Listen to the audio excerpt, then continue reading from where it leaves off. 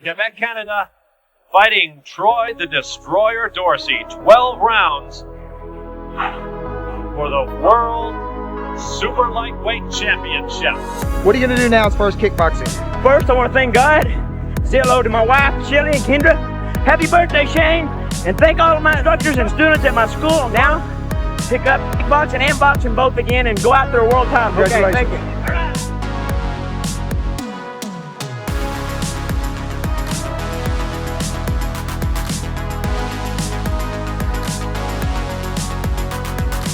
The winner and still Hurricane World Super Lightweight Champion of the world, Troy the Destroyer Dorsey!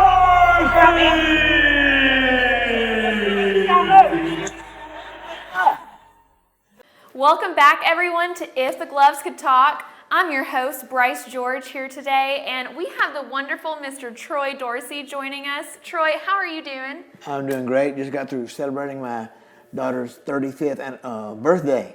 Congrats to that. What y'all do? Yeah, today. We went to eat breakfast. Okay. So I did that, took care of that, saw my family, and it was my wife, Leslie, of 36 years, my daughter, 35 years old, and my other daughter, 29. She'll be 30 January 10th. And, of course, we had all three grandkids with us. No, we didn't have Lorenzo. We had Cruz, and we had Olivia. So it was almost a full house today, Almost it a full sounds house. like. Yes. Yes. Well, awesome. Well, congrats to that, and so happy to hear it sounds like all your family, especially your daughter today, is doing well. So, yes. Great. Guys, this is so exciting. This is our first official episode that we're streaming. When you're watching this, it's going to be December 1st, 2023. And Troy, we are creating this podcast, and it is to help tell your story, isn't it? Yes, ma'am. Yes, Mr. Larkin has been so gracious to have me do this podcast and tell the story of my life pretty much. So. And can you tell our guests who Mr. Larkin is? Rick Larkin, I met him maybe 10 years ago when his son took martial arts here at this building. And then Mr. Larkin made me an offer for the building, and I sold the building, and I moved 3 miles south. And so he's the new owner of this building. He has other buildings here in this area. BCB Trucking Company is the name of his company, and he's a very successful trucking company. He has another office just a little ways down, and this is his, maybe it's not his new office, but maybe it's his newest building, I believe. One of them, right? Yes. Mr. Larkin is my boss, owns this building, and we have turned it into an entire video production studio, event venue place, and this building that we're in right here, Troy, had hundreds of students that you taught and many that you changed the lives of. What is it like coming here now, seeing it used for something completely different? Yeah, I think about it every time I walk in the building. It's like, wow, I used to have this building, and my wife and I bought it in 1999, and we sold it in 99. No, we didn't sell it in 1999. I was about to say that. 2000 so we bought it in 99, we sold it 2022. So it was last year when we sold the building. So yeah, I just have memories bouncing off my mind when I walked through here and came to this building for all of those years. And it worked really good as a martial arts studio, and we had lots of people, thousands, maybe 100, 200,000 people come through here, training in martial arts, learning about respect and self-control and discipline, and also how to kick and punch. So yes, ma'am, it's been a huge part of my life. Martial arts has been a huge part of my life, and then also having this building here.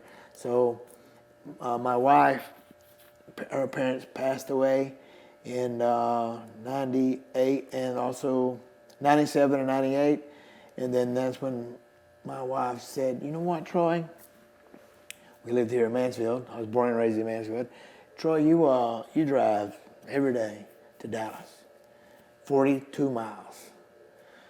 So why don't we buy a building for you to start teaching martial arts in Mansfield, because I was in Dallas then. And I'm teaching there from 81 to 99. So my wife said, okay, she asked me if I want to do it. Don't you want to have a school, a building? She said, we can part of what I inherited help buy a building. And this is what we did. And it's the smartest thing I ever done in my life. And it was my wife's, I don't want to say my wife's fault, because that sounds like, that sounds like it wasn't good. It was very good, and it was my wife's truest blessing that she's ever given me, pretty much. It's just, yeah, she watched it out for me.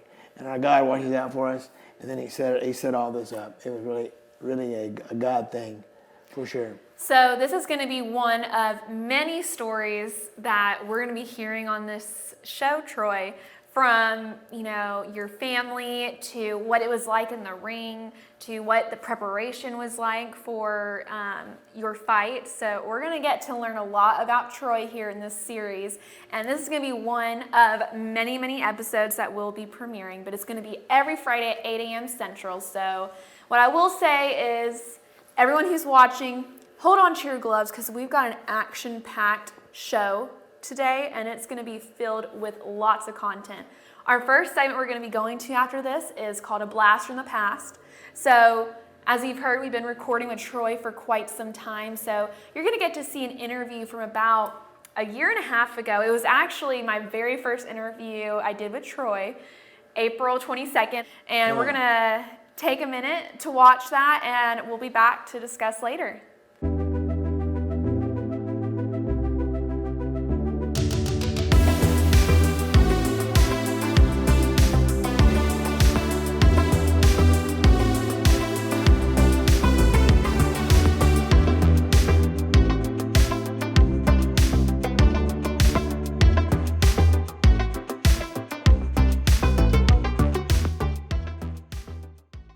We are taping Bryce, meet Troy, Troy, meet Bryce. Hello, Bryce. Hi. So nice to meet you. It's nice to meet you too.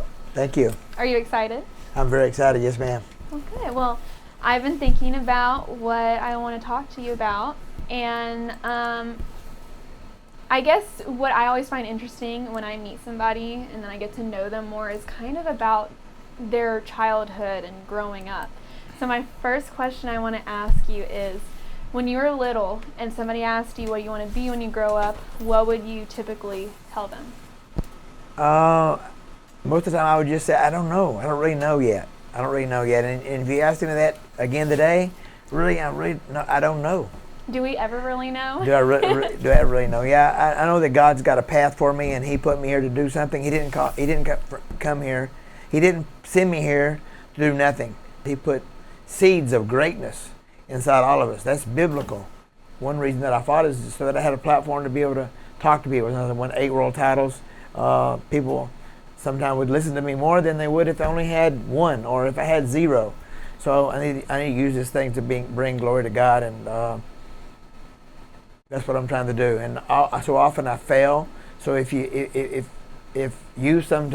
fail, that's just the way life is. We run into walls. We got to go around them. We got to go under them. We got to go through them. But we can get it all done with His help.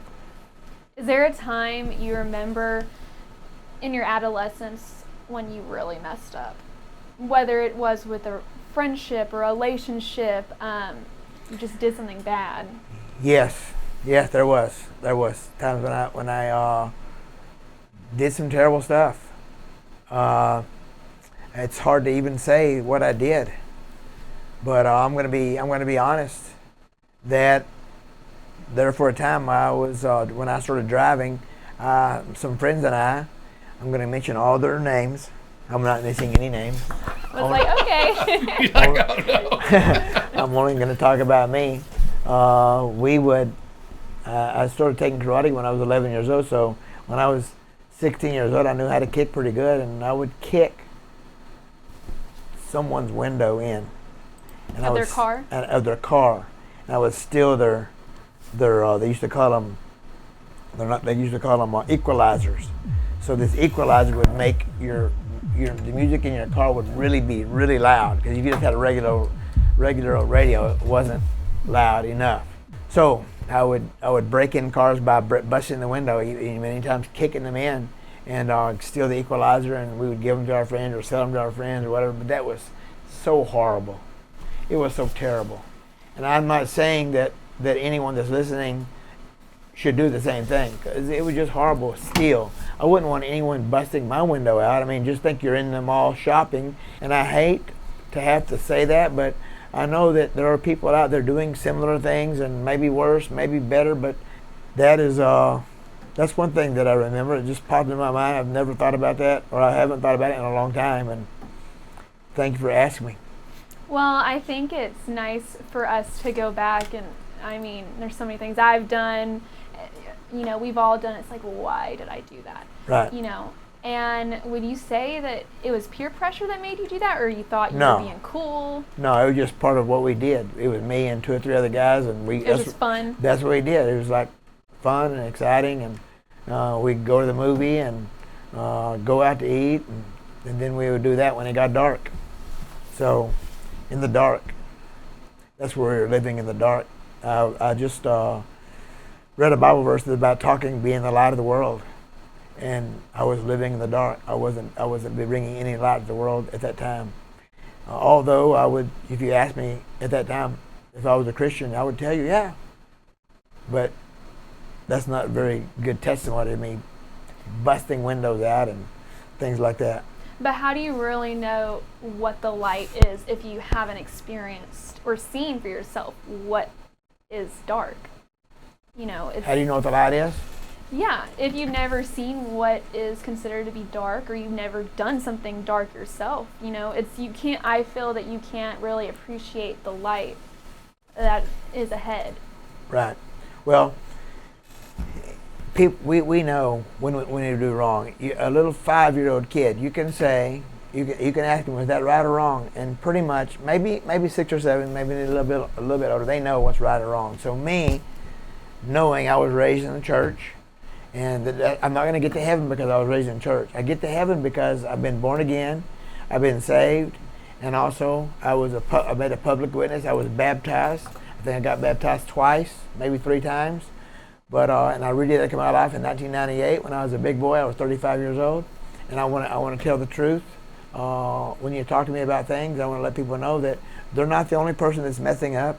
They're not the only person that's going through what they're going through. We all go through very difficult, hard times. We all do things where we bring harm to us. In other words, it would have been so easily for me to get busted, and I would have had to serve some time in jail, maybe one night, maybe 5 years. I don't know what the charge is for theft like that in someone's car, but hopefully that'll be a wake up call for somebody that's doing something like that, or anything at all like that they know is wrong, and turn the other way. That's the truth. It is what it is. So we just have to lean on Him and trust Him, and He's going to take care of us. And when we say take care of us, does that mean that everything's going to be okay? No. It's testing all the time. Testing our faith, testing how we're going to act. Am I going to be there are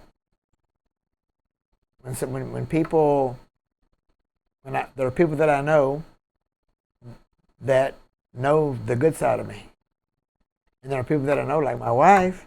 She knows my bad side, she knows my good side. It's probably about that big, and my bad side is about. So it's we have to try to improve our lives constantly by the way we treat people, and by the way we treat our spouses, and by the way we treat our children. We need to be improving Now I have daily. a question for you, going back to kind of what we were first talking about. Did you enjoy your time, like in elementary and middle school, high school? I enjoyed school. I enjoyed school in elementary and in junior high, and then in high school it's like I did not like school. Did you fit in school, would you say? I couldn't wait till I got out of school. Oh, yeah. So did I fit in? Yeah. I think I did. I did some crazy things, and nobody else has done any crazy things, right? But me. No, all of us do crazy things at times, I guess. But yeah, I got my education not at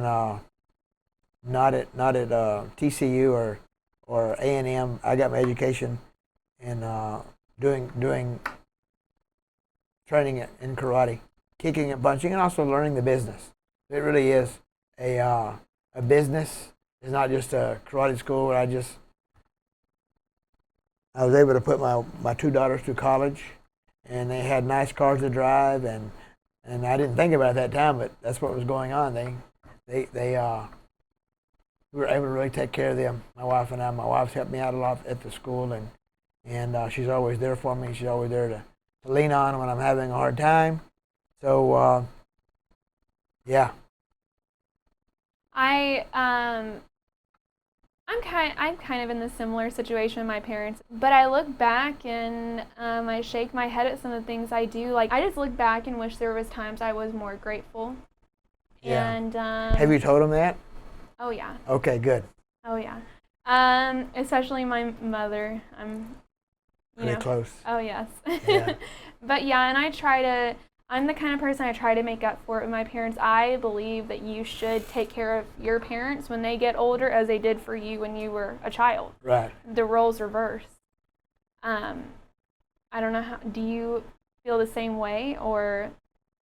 I spent the night with my parents last night in Mansfield. Yeah. Because I drive to Forney, but see, my wife babysits our youngest daughter's girl. So she goes to Dallas to our daughter's house, and then the other daughter brings her baby to her at 6:30 in the morning. So my wife's there all day to take care of the baby. My dad is 81 and my mom is 80. September she'll be 81. Mm-hmm. So yeah, I feel like my brothers and I are gonna have to step in pretty soon and help them out so much more because they have a hard time just doing just simple things. I think the cooking is okay, but still, it doesn't take much. They left the oven on or whatever, and it could burn the whole house down. Mm-hmm. So that hasn't happened with them leaving things on, but they're just getting older. I can just see they keep saying things over and over again that they've said before, and it is kind of sad because I'm right there right now where I'm gonna start giving more help to my parents, and I owe them the whole world because they're the ones who got me started in karate. They're the ones that made me go to school. They're the ones that took me to school, and I'm thankful that they made me. They made me. So. Yeah, definitely. When you get older, you look back and you're like, "Wow, they did so much for me that you don't think about when you were younger." Oh yes, you're exactly right. But it's hard. I don't know if you experience this with your parents, but when your parents or grandparents get older and they are very stubborn and resistant to the help. I struggle with my own grandparents. They're 84, 80, right. So yeah, they just don't want to be helped, even though they need it. Yes, we told my parents last week because I can't remember what it was. They haven't driven in 2 or 3 years, maybe 5 years, but we told them we're going to look at getting someone to come to their home 3 or 4 or 5 days a week. I used to do that for a job, actually. Yeah? You used to do that? I know what it's like, yes. Okay. What do you charge? That was a long time ago. Not very much. So we talked to him about that, and actually my youngest brother, Rodney, talked to him about that, and they got so upset. My wife and I, Leslie, we just love the grandkids, and we enjoy keeping them and staying with them and loving on them, and we're praying that one day they come to know Jesus also. But yeah, Olivia, she is and she was just still beautiful and so smart, and they're so fun to play with. So I'm having a difficult time. This is the first time I've ever said this publicly, but I like to call Lorenzo, but so often everybody calls him Enzo, and really there's no reason why I wouldn't call him Enzo, and I might start doing that maybe after today. I don't know, but I'm trying to think why am I being strict on myself? I don't know exactly what I'm doing that for, but and Olivia, everybody calls her Livy, and but I'm still stuck on Olivia. I think I just like the whole name. It's just a beautiful name, Lorenzo and Olivia, and they're beautiful kids, and it's hard for me to cut the name short. What are they going to call you, Troy? I don't know if they get and they might come up something with a whole lot more cute than this, but I would like for them to call me Papa. But whatever they call me, I'll be happy that they did, and it's just maybe they just put their spin on saying Papa might be Peepo, or That's I don't know. what I said. Yeah. So that's I'm okay with whatever they call me. I'm just pray they stay healthy and that they grow up without having to worry too much about like the time that we're going through right now. I know people are worried about another war coming over here and just all kind of things going on in the world. Just praying for a safe and healthy as they grow up, a safe place to grow up. Hey, so you brought that up, and let's just talk about that because I think it's important that we, especially in 10 or 15 years, we talk about what's going on. So there's a war going on right now. This is April 26, 2022. War going on over in Ukraine. We have bad things going on between Russia and those folks. Troy, is there a prayer you have for them? I mean, what is that war that's going on right now? How does that affect you personally? I'm trying not to let it affect me, but it's just so sad that what they're going through, the killing, the hurt, they're putting some people in prison and in jail, and just all kind of different things. It's just a terrible time over there for those poor people in Ukraine. It's nothing at all like what we have here. We just can't imagine that happening here, and I'm so sorry that those poor people are going through that difficult time, and Lord, please help them. Please help them. And while we're talking about this subject, I want to kind of go back. So when 9/11 happened, we talk about the war here. It was the first time we ever experienced anything in our lives on our homeland. I mean, we got attacked on that. Troy, do you remember 9/11? I do. Where were you at? I do. I was at the karate school, and then we didn't have the last class that night. Like it started coming in, and people were talking about it. And then we did another class or two. I can't remember what it was, but anyways, we closed the school down and left. And I was just watching it on the news, and it was just such a terrible thing. I mean, just driving a plane full of people into a building full of people, and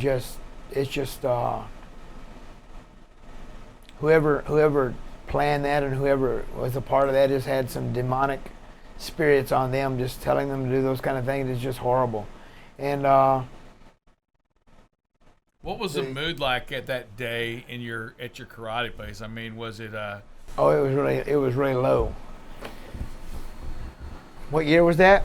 It was 2001. 2001, 9/11/01. So I was here in Mansfield at my school there, and it just people were coming in, and it was a horrible thing.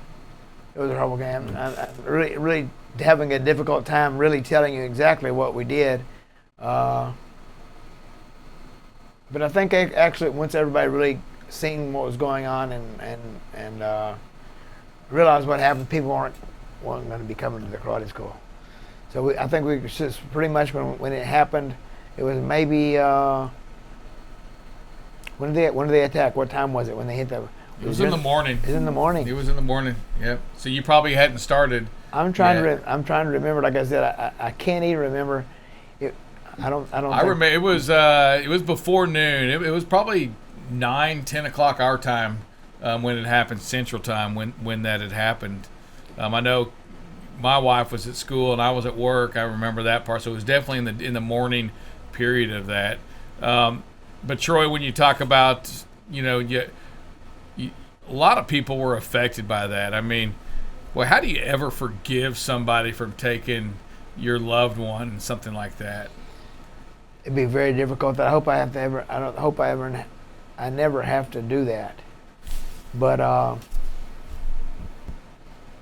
Jesus talked about forgiveness as being something that we should do, and one way we won't get to heaven is if we don't believe in Him. So He asks us. He wants us to be like Him and forgive. It's I couldn't imagine being in a spot like that and forgiving someone for taking my daughter's life or my wife's life or my parents'. It would be very difficult. So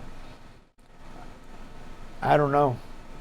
With time heals a lot, and it's been now many years. How many years? 99, 20 years. 21, I think, just now. So or 21 this year. with time, we can get over a lot of things. So hopefully I'll be able to do that. But I hope that I'll never have to go through something like that, and then having to forgive somebody of something that horrible to a family member. My name is Troy Dorsey. We offer martial arts and karate training and fitness kickboxing training. Our karate program is for men, women, and children of all ages. From 4.5, we even have a student that's 91 years old. Also, we teach fitness kickboxing. It's a 1-hour non-contact class of punching and kicking a bag, because hitting a bag is like weightlifting to help strengthen and tone your muscles. Give us a call at 817-477-5523. Come in and see us today and start your martial arts experience with us now. All right, guys, so we are back from our A Blast from the Past segment. Troy, lots of stuff to talk about from that. So that was a year and a half ago, and a big topic I'd like to talk about that was shown in that segment was something you used to do when you were younger. Can you tell us about that? Why would we have to bring something up? Well, we have to bring this up because this is the truth. And what I was doing is me and some of my friends were breaking into cars and stealing radios. Actually stealing radios and equalizers. We used to we had to rip them out from underneath, bust through the window. So I usually kick through the window or use a hammer or something like that. It really is embarrassing to just let people know about those kind of things, but just that's the past. Mm-hmm. And I know it was a big mistake. And if you're watching this and you're thinking about maybe doing the same thing or maybe giving you an idea of doing that, I just want to encourage you. That's no way to live. I'm so fortunate that I didn't get busted, that I didn't go to jail, I didn't spend any time in prison. I'm so fortunate that didn't happen. So I'm not doing that anymore. You're not doing that anymore in your free time? I'm not doing that anymore. No. It's like I said, it's embarrassing to share those kind of things with everybody. And but yeah, we still radios, still equalizers. If we saw a person there or a billfold, whatever, we get that. It was I think we did that maybe for around a year. Mm-hmm. Something like that. I don't know. I don't think we broke into 50 cars. 50 cars would be once a week, and I don't think we did that. Maybe it was just more like 10 or 15. Mm-hmm. But 10 or 15, it could have been bad. There could have been people, someone in the car, someone right. walking up to the car, and they could have shot me or beat me up or whatever. But that didn't happen. So our good Lord, Jesus Christ, not the Jesus Christ, our good Lord, Jesus Christ, kept me from being harmed during that time. So it's that's what it was. I was a thief. Would you say you were very strong in your faith at that time? No. If you would have asked me at that time if I was a Christian, I would say yeah. Mm-hmm. But there was no proof, because I was doing those kind of things, drinking and doing drugs. I know there might be some younger person watching this, one of my students, and that's what that was. That was the past. That's what I have done, and I'm embarrassed to say those kind of things also. But drugs and alcohol and stealing, breaking into cars. One time we broke into a house. Actually, we didn't break in. One of my friend, he had a key to the person's house because he's supposed to watch it. That technically isn't breaking in, but still, the intent probably wasn't the best. No, it was not. It was not. So yeah, we stole a fur coat out of there, and maybe 2 fur coats and something else. I can't remember exactly what it was. But that hadn't went through my memory. I hadn't thought about that ever for a long, long time, I guess. But yeah, that was just another another Troy Dorsey. No, don't do that. Don't get involved in kind of stealing. Don't get involved in any kind of thing that's illegal. It's illegal. And I think the most important message that we're trying to make sure gets out from this show today is, Troy, obviously there's many, many people that have looked up to you that still do. And, you know, even Troy Dorsey makes mistakes. Everyone does, you know, and that doesn't make you any less than what people have looked up to you as. It's actually been defining moments that have helped you become who you are today. Oh, yes, ma'am. Yes, ma'am. Looking at the past like that. I originally came out the Lord in 1998, and that's when everything started. No drinking, no drugs, doing my best to walk in the way of the Lord, not to walk in Troy's way. I love it. All right, so great stuff we're talking about here today on our very first episode of If the Gloves Could Talk with, of course, Mr. Troy Dorsey. We've got a fun segment coming up next, and it is with our friend, Mr. Mark Sturkie, who I had the honor to interview along with Troy. So anything you want to tell our viewers before they watch it? Oh, Mark Sturkie is one of my students, one of my friends, one of my heroes, one of my Christian brothers. He's an amazing man. So I was so happy to have him join us and be a part of what we're doing. Guys, you're going to really enjoy this one, but stay tuned. We're going to have even more in the show later after the interview segment.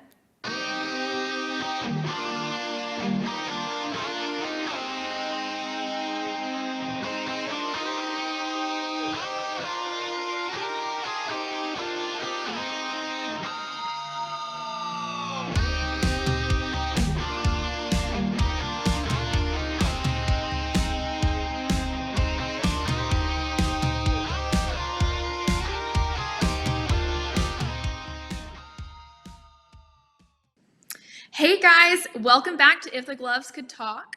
Very exciting episode we have today, and we've got an extra special guest, not just one, but two today. Please help me in welcoming Mr. Troy Dorsey and Mr. Mark Sturkie.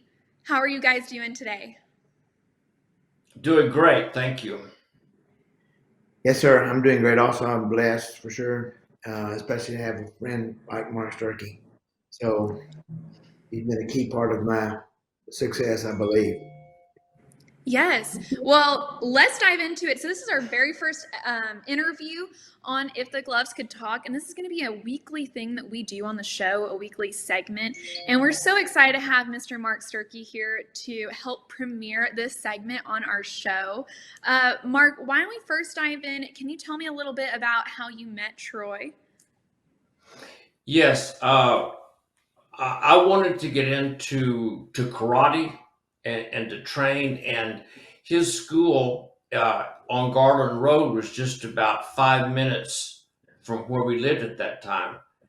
And so I went in and I watched him and I said, I want to do this. And so I dedicated myself to being there and to doing this. And it was hard. In fact, taking the black belt test, August the 18th, 1990 was the hardest thing physically I've ever done in my life, but it was worth it. I mean, the things that I learned from Mr. Dorsey directly or indirectly, or just by watching him, have been key things that I have kept doing for the past 38 years. Wonderful. And I have a surprise question I want to squeeze in here, Troy. Troy and I did some prepping for this interview, and I want to first start with Troy. Troy, can you give me one word to describe Mr. Sturkie? Love. Mr. Sturkie, what would you use to describe Troy?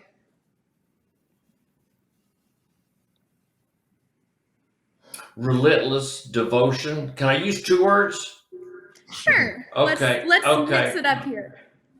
Okay, but relentless devotion. Because since he already took the word that I would have said, I have to come up with another one. So I love it. And I think love, relentless devotion, these are great words to describe, which we're going to dive into a little bit of y'all's past, y'all's relationship, your friendship here today in this interview. So I think that was just a great way to kind of kick things off. So, Troy, I want to first ask you, what was it like having Mark as a student?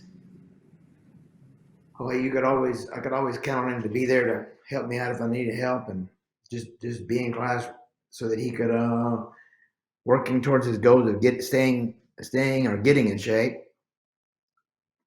Of course, he was staying in shape, and just always a good example. And he's a fine Christian man, and he served the people there in Dallas with his sign language. So he did that for many years. He has arthritis in his hands. Does that tell you how much, how often he served and how long he served? We might be able to. I'm sure he'll be able to let us know and how long he did that. So yeah, just a honor to meet and have such a good friend that we developed. The friendship we developed was always trusting and caring, and there would be times when he'd go by months, but he would send me letters when I was training or whatever it may be. He's been I have more letters from him than I have from anybody in my life. Yeah, and Mark, I'd love to hear a little bit more about the sign language business. Can you tell us more about that? Yes, I I was the assistant pastor at Silent Friends Chapel, which is a ministry of First Baptist Church in Dallas. That's where I learned sign language from the deaf people there. My wife and I did. And I worked there. I was there for 19 years, but I worked there for 16 years full time. And it was teaching and interpreting and counseling. But they were wonderful people. Wonderful people. I learned to sign from the senior citizens that were there, and also my boss, Reverend Joe Johnson. His parents were deaf, and so he taught me the ministry. I didn't learn the ministry from seminary. I learned it from working with him at Silent Friends Chapel. Yeah, so Mark, with what you were saying with that, it leads to my next question. What's one thing you've learned from each other that still sticks with you to this day? And I'll go with you first, Troy. Well, what I've learned from him, like I said, just I guess a different way to love, different than I was used to, different than I had seen anybody else. I mean, of course, my wife, but then he's right there behind her as far as being his kindness and love that he shared with me. And I know so many people. He obviously did that same thing wherever he went. So he didn't put on any kind of suit before he came in, except his martial arts suit. But it was always working hard, and his support was there no matter what happened. I lost many fights, and he was always there praying for me. I think a lot of the letters that I received from him, or I know a lot of the letters that I received from him was when I was away from the school and I was training. So it was always inspiring, and so to be able to do all that stuff, he had, first of all, I think it was the love that he had for me, and I'm not bragging about that. I'm just saying he loved me so much that he prayed for me, which is the most important thing. He also wrote me many letters, giving me advice, and letting me know that he was always there for me. So yes, he was. It really is. I don't know if I want to call it neat or cool or nice. I think it's all those things. But he's my first guest on the show. My wife will be on here. I'm sure she will. We'll talk her into it one day. And Right. get her on Twisted far enough, maybe she'll do it. But it really is nice to have the number outside of my family, the number one supporter right here. And it started in 1980 when? 85, March of 85. March of 85. Yes. So here we are many, many years later, and we're still connecting. We're still talking. I just saw him this past weekend. I was at Yes. the Extreme Martial Arts in Amarillo, and Mr. Poole, Mr. Garrett, and I were all coming together to do our Troy Racing Kickboxing Organization meeting that we have once every 3 to 4 months. And we got to spend some time together. Not enough with Mr. Sturkie, but anyway, it was really good to see him. Here he is, still on the bag. 70 what? 73. Wow. 73. 73. Still kicking, still punching, no whining. He's out there working with people and helping people, and he's an inspiration for all of us for sure.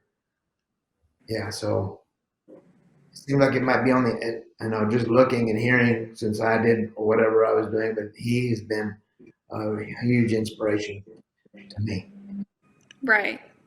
Yeah. And Mark, what would you say to add to that? What's one thing you've learned from Troy outside of the martial arts? He's a very, very loyal friend. And every time I talk to him, he's always up. And his faith in God, his trust in Jesus, he's just, I just admire him so much. I mean, he is courageous in terms of his witnessing to people. I mean, I know the times that we've been eating somewhere that a person will come up and he'll ask him, he said, was there anything that we could pray for you about? And many times the people are, pardon? No, can we pray for you? We're going to pray here for the food, and we'd like to know if there's anything that you'd like for us specifically to pray for you. And his walk with God has been inspirational to me, and also his loyalty. I just feel like if I had any problem or if any situation he could help me with, if I called him and told him about it, he'd be there as soon as he could. So, Mark, with that, what is a roadblock that you had to overcome while you were a student of Troy's, dealing with the martial arts? Was there any roadblock you specifically remember that maybe was the most difficult to move past? Can you tell us a little bit about that? Yes. Well, I really wanted to be a kickboxer, but I did not have the confidence in myself. I didn't really think I could do it. I didn't think I was talented enough to do it, that I was tough enough to do it. But Mr. Dorsey believed in me.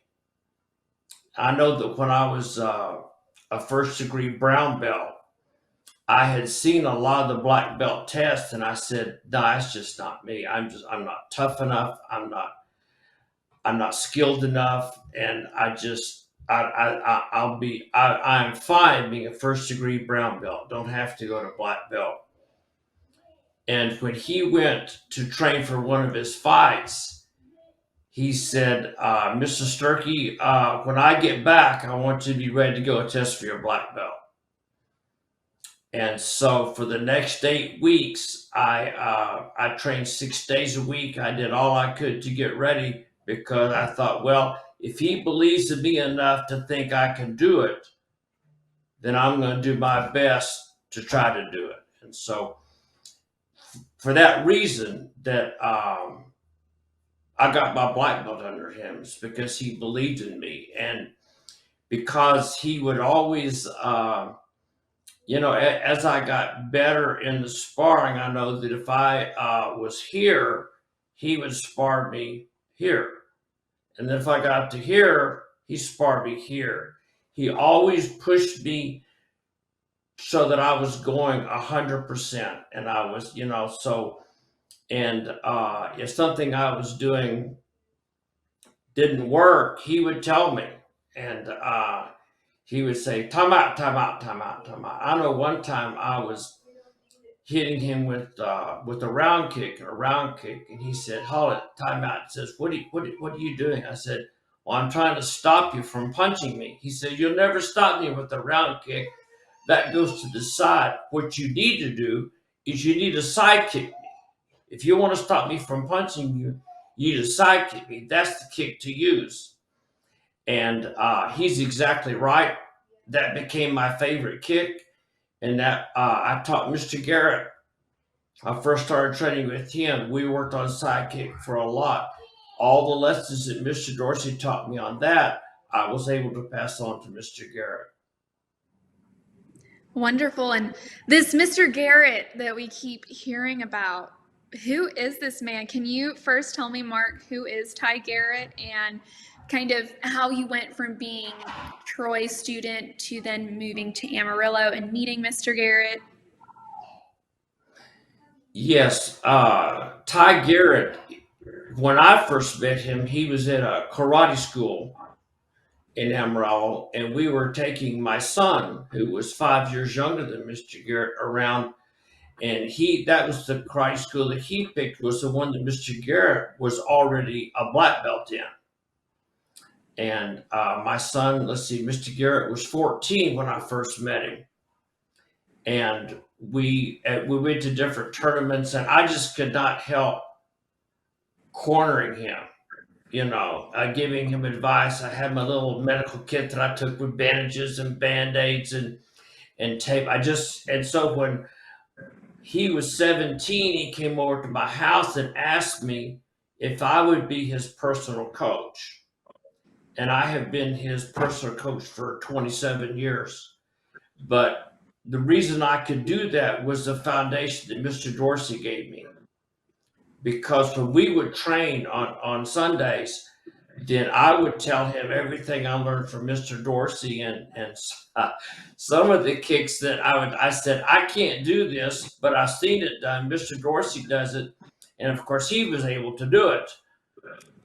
But I said, I can tell you how it's done, but I can't do it myself. And so we talked a lot about Mr. Dorsey, about the way he treated people, about the way that there was no student that ever came to his school didn't treat with respect. And so I helped Mr. Garrett get ready for almost all, I think, except for one of his fights. And working with him, and then I would help people in class in the evening, but then in April the 1st, 2016, he announced to the class, he said, well, Mr. Sturkie's coming out of retirement. And I thought, I am? He says, yeah. In fact, I'm going to give him his gloves, and he's coming out of retirement, and he's going to do the adult kickboxing class with you all. And so let's give him a hand. And so they gave him a hand, and doing the kickboxing class with them has changed my life physically. And also, it's just, I love his students. They're my family. I love Mr. Garrett. He's my family. And so, but all this, that's who Ty Garrett is. I'm sure that, and then he asked me once, he said, I would like to test for my 4th degree black belt. Do you think Mr. Dorsey would come up and test me for that? I said, I'll ask him. So he said, sure. So he flew up to Amarillo in a snowstorm. I mean, they were blading the runway so that he could land. And he tested Mr. Garrett, and Mr. Garrett did a fantastic job on the test. And so then, so that was when he first met Mr. Garrett in person. And then they have developed an outstanding relationship, which was an answer to my wife's and my prayers that Mr. Garrett would learn to treat people and to do martial arts like Troy Dorsey had. And he does. He does. I mean, and then they have gotten thick as thieves would be. I mean, they have started this TDKO, Troy Dorsey Kickboxing Association, and the lives that they have impacted in their schools, it spreads throughout the state and even into other states.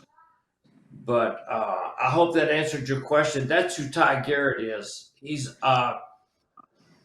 it would my goal is I would like to. I'm going to just do kickboxing up there with them until I just physically cannot do it anymore. But I am able to do so much more than I thought my days of punching and kicking were over until he called me out of retirement. And when I started back on, doing the bag, I thought, uh-oh. But I could sidekick.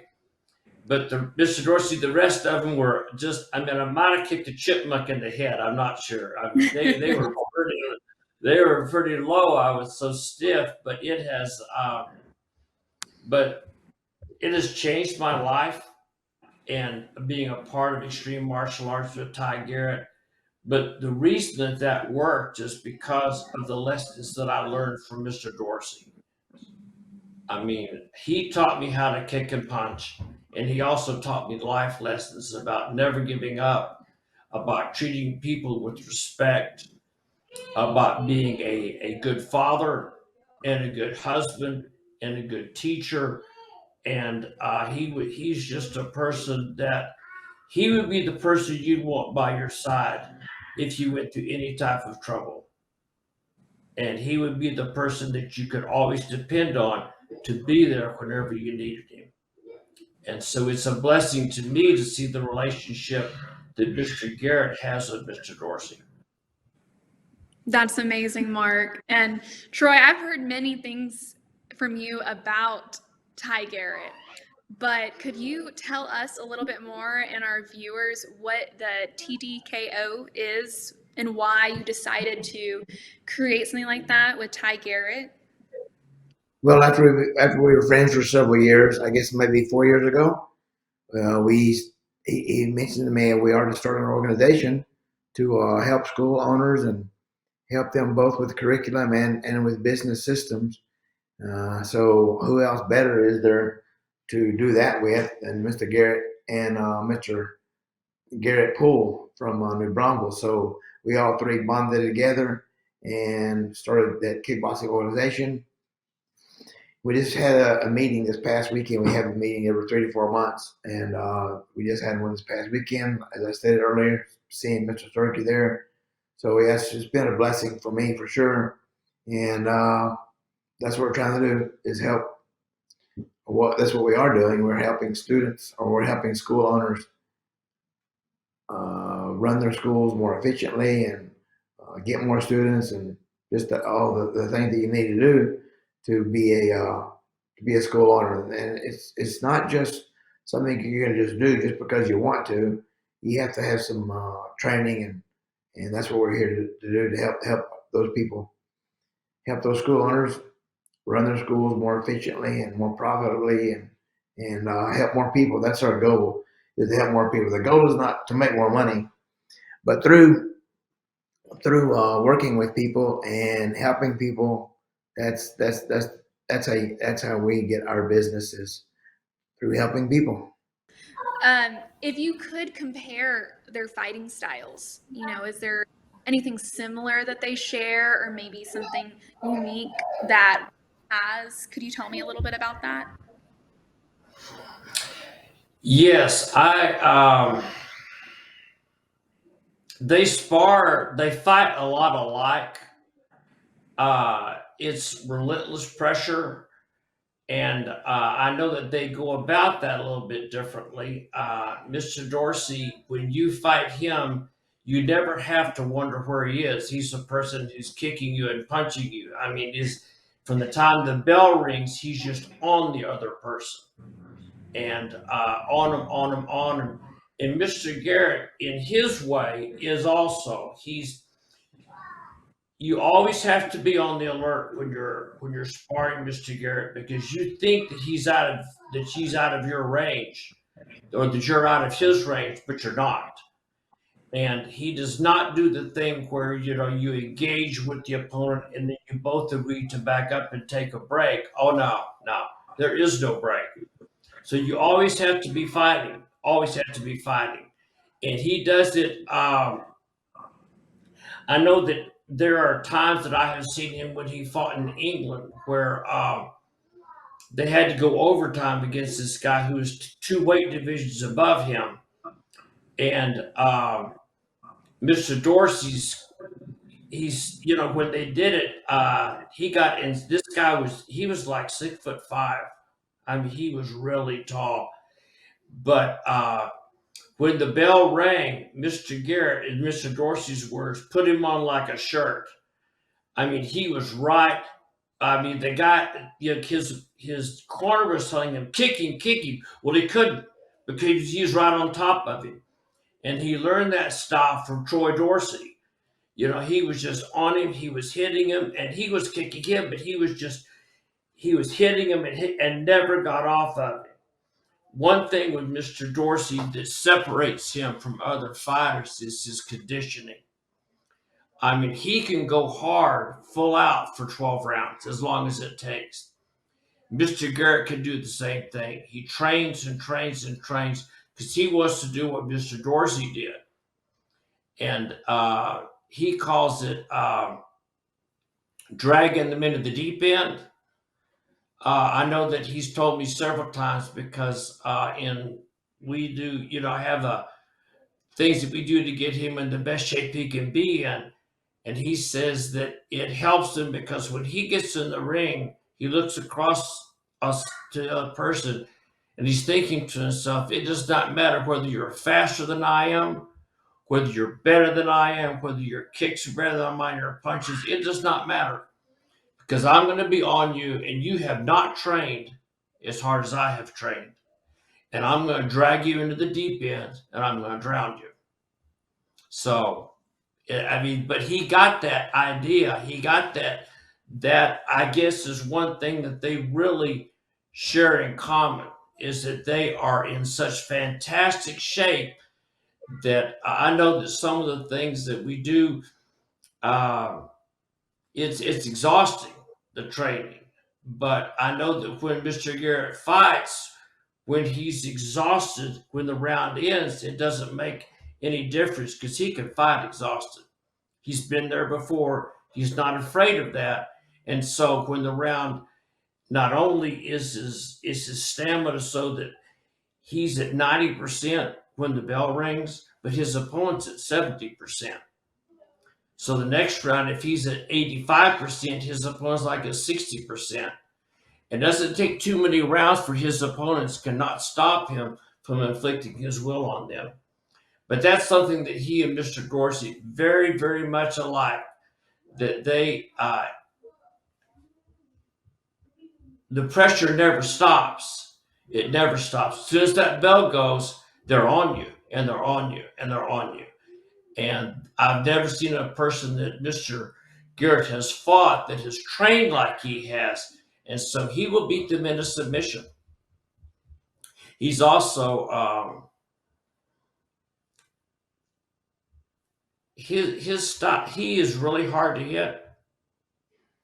I mean, he's a very smart fighter for sure. He's very, very evasive, very moving, and he's smart. Yes, he's very. In fact, he laughs and he says, "I don't like to get hit," and so he has fantastic footwork where you think you can hit him, but you can't. And when you miss, then he capitalizes on that and he hits you back or he kicks you back. And he has so many tools in his tool belt that whatever you want to do, he's not going to do that. And whatever you don't want him to do, he's going to do that. And I got that expression from Mr. Dorsey.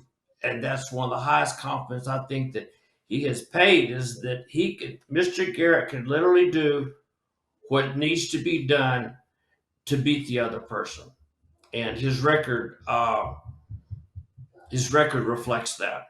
I could go on and on and on, like I could go on and on with Mr. Dorsey. I but know. We I should better make a whole stop. Ty Garrett fan club here. And definitely sounds like we need to have Ty on the show here pretty soon, gentlemen. Oh, So I would think that would. I love to see the relationship that Mr. Dorsey and Mr. Garrett have developed together.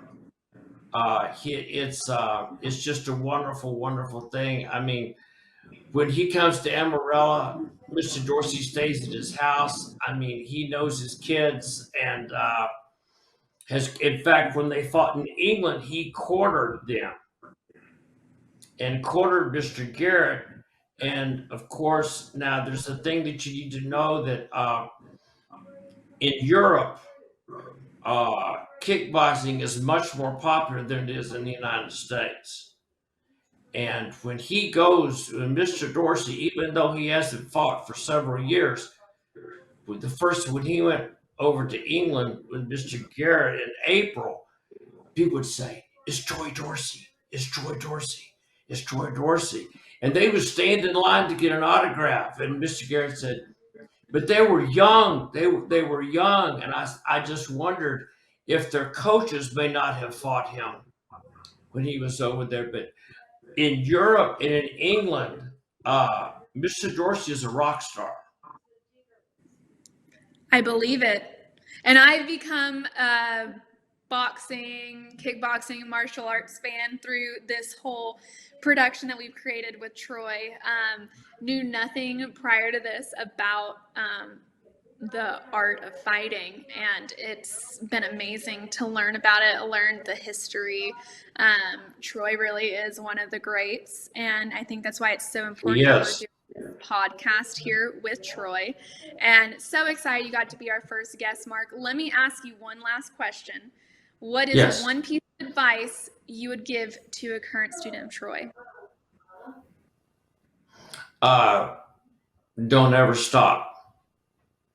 Because Mr. Dorsey believes in you, and if you're his student, you have got a fantastic teacher, and there's so many things that you can learn.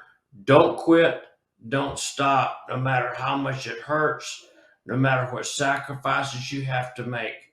Don't quit and stay at it, because the things that you will reap for doing that will be wonderful. Lifetime type changes in a lifetime sport too. And thank Troy, is there anything you want to add to that? What is one thing you want to tell your current students that maybe they don't hear every class, something that you'd want them to know? It's just, you know, if you like it and you're doing martial art training, it's just like life. Just like anything else, you're going to feel like quitting. You're going to feel like giving up. So I recommend don't give up. That's what you're doing when you're doing martial arts. Now, some people don't give up. They move away, or something happened and they just can't get there anymore. But other than that, if you can get there, then just keep pushing forward and keep doing your very best, and shoot for that 10-3 black belt. Awesome. Well, thank you both so much for being here today. Guys, remember, we air every Friday at 8 a.m. Central Time. We'll be right back after this commercial break. Mark, again, thank you so much for being here, and we'll see y'all after the commercial. Oh, wow. Wow. So many memories here. I'm on to a new place now. This is really unbelievable. So when we opened up, we had our martial arts classes over here, and we had our kickboxing classes over here. But this is a great memory. So many memories made here. So many black belts. About 400 black belts during 1999 to 2022.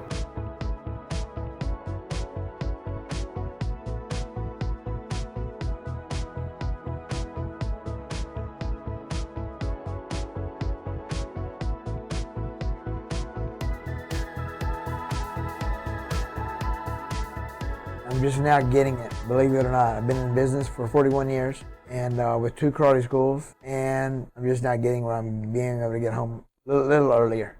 Okay, Troy, what do you think of that interview? Oh, it was great. Mr. Sturkie is an amazing man, and he's one of my best friends. He's amazing. It was an honor getting to interview him. I've had the privilege of hearing, of course, many great things that you've told me about.